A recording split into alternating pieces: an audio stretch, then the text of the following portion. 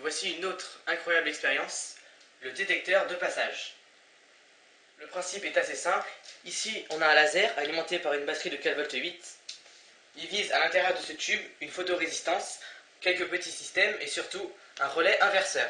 Ce qui fait que l'ampoule est tout le temps éteinte quand le laser arrive au niveau de la photorésistance et quand on coupe le laser, l'ampoule s'allume. Donc il y a bien une inversion. Le système fonctionne bien comme un détecteur. À chaque fois qu'on passe, l'ampoule s'allume. En ajoutant un second relais de puissance et un condensateur de grande valeur, 6800 microfarads, on peut faire allumer une ampoule avec une certaine base de temps. C'est-à-dire, on passe, l'ampoule reste allumée pour quelques secondes, puis elle s'éteint. Ce système peut servir pour un éclairage, par exemple, on passe, ça reste allumé, et ça s'éteint.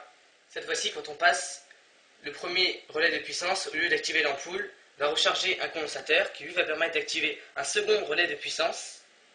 Pendant que le condensateur se vide, l'ampoule va s'allumer quelques secondes supplémentaires. On passe, elle s'allume, puis elle s'éteint. En ajoutant un oscillateur à transistor, un transistor de puissance et un haut-parleur, on peut même se servir du système pour s'en faire une alarme. Nous sommes qu'à un 15e de sa puissance maximale et pourtant on passe.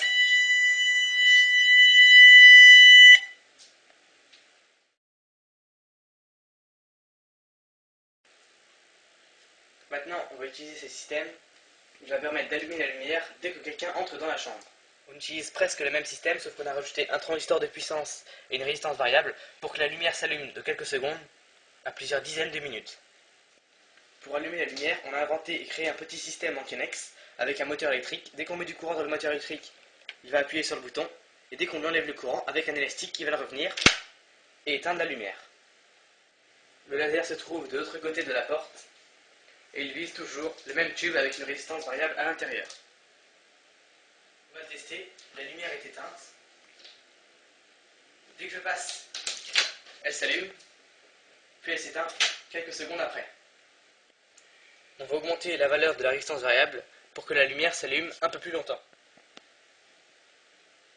J'entre et comme par magie, la lumière s'allume. Elle ne s'éteindra que au bout de quelques minutes. Ça marche aussi dans le noir, évidemment. On entre, et voilà, la pièce est éclairée.